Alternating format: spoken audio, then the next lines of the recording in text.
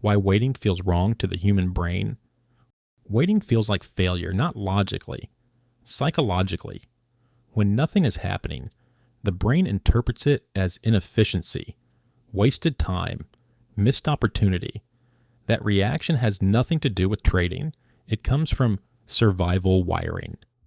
Movement meant survival. Stillness meant vulnerability. So when you're sitting in front of charts doing nothing, your nervous system doesn't think you're disciplined. It thinks you're exposed. That's why waiting creates tension, and tension demands release. In trading, that release becomes action, a trade that isn't fully there, an early entry, a setup that basically fits. Not because the trader is careless, because waiting hurts. Here's the uncomfortable truth. Most traders don't overtrade because they're greedy. They overtrade because they're uncomfortable being inactive.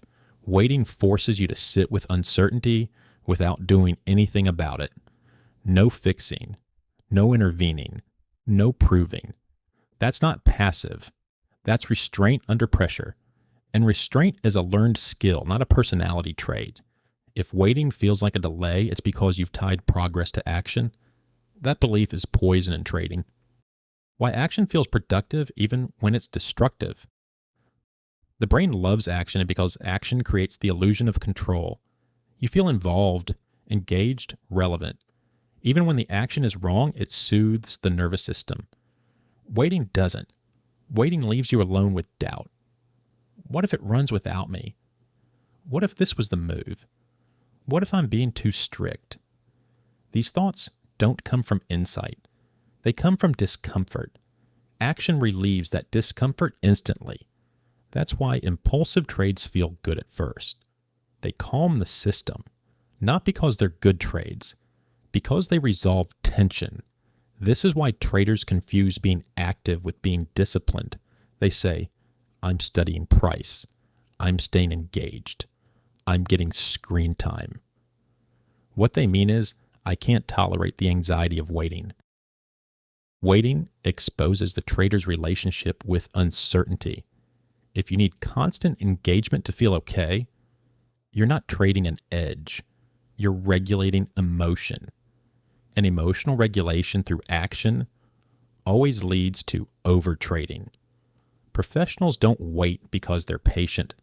They wait because they understand something retail traders don't want to accept. The market doesn't pay for effort. It pays for precision. Precision requires absence. Absence of noise. Absence of urgency. Absence of opinion. Waiting is where bad trades die before they can cost money. Every trade you don't take that doesn't meet criteria is not a missed opportunity. It's a cost avoided. But the brain doesn't register avoided losses. It only registers actions taken. So waiting feels invisible. That's why it's hard, and that's why it's valuable. Waiting separates participants from operators. Participants ask one question over and over, even if they don't realize it. What can I trade right now? Operators ask a different question. Am I allowed to trade right now? That difference is not semantic, it's structural. Participants see the market as an opportunity generator. Operators see it as a filter. Participants feel entitled to action. Operators assume inaction as the default state. This is where most traders misunderstand waiting.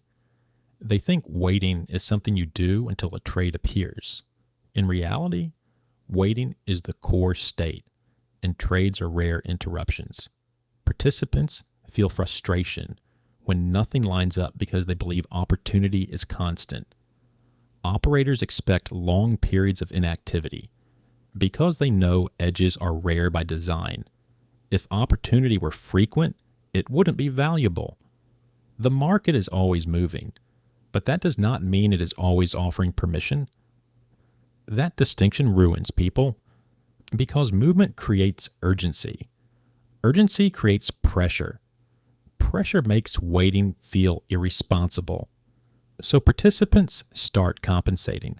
They loosen criteria. They reinterpret rules. They convince themselves the setup is basically there. Not because they don't know better, because they can't tolerate being excluded. Waiting confronts a trader with an uncomfortable truth. The market does not owe you trades, and it does not care if you're ready. If your system produces frequent signals, it's not generous, it's diluted. Frequency feels productive, but productivity is meaningless without selectivity. Waiting is not downtime, it's filtration. Every trade you don't take tightens the statistical integrity of the trades you do. Every minute of inactivity is pressure applied to your standards. And this is where identity starts to crack. Because the more selective you become, the quieter trading gets. Fewer trades, less engagement, less stimulation, and quiet is unbearable to an insecure identity. Quiet feels like stagnation. Quiet feels like falling behind. Quiet feels like wasting time. But that reaction has nothing to do with trading. It's the ego panicking because it's no longer needed. Participants need action to feel competent. Operators don't. Operators understand something. Participants never internalize. Being flat is a position of restraint, a position of clarity, a position of survival. Progress in trading rarely feels like progress. It doesn't come with adrenaline. It doesn't come with stories. It doesn't come with moments worth sharing. It looks boring. It feels empty. And that's why so few people ever stay there long enough. Waiting exposes whether your discipline is internal or performative. If you're constantly hovering, watching price emotionally, looking for reasons to act, you're not waiting. You're searching for permission to break restraint, and that's the line. Because real waiting cannot rely on intention or patience alone. Waiting only works when it is enforced, which is where rules stop being guidance and start becoming control. Waiting as discipline, and the rule that enforces it. Waiting only works if it's enforced. If waiting is optional, it collapses the moment pressure shows up. That's where most traders fail. They say they're waiting, but they're watching price emotionally, looking for reasons to act. That's not waiting, that's hovering. Real waiting has structure, it removes choice. And this is where a rule matters, not a suggestion, not a guideline, a rule. Here's the reality. If you rely on self-control to wait, you will fail eventually. Self-control degrades under fatigue, stress, and losses. Waiting must be mechanical, non-negotiable. The rule: if all predefined conditions are not met, you are not allowed to interact with the market in any form except observation. No partial entries, no early scaling, no "I'll take it small." Observation only. If price moves without you, that is not a mistake. That is confirmation that waiting protected you from randomness. Missed trades do not damage equity. Undisciplined trades do. This rule reframes waiting from passivity into authority. You're not delayed, you're disqualified until conditions are met. That mindset changes everything. Waiting stops being something you endure. It becomes something you enforce. And here's the final truth. Traders who can't wait are not impatient. They're uncomfortable with not being needed.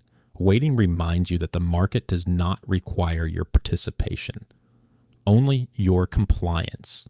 The faster you accept that, the longer you survive. Waiting isn't a delay. It's the skill that keeps you solvent long enough for your edge to matter.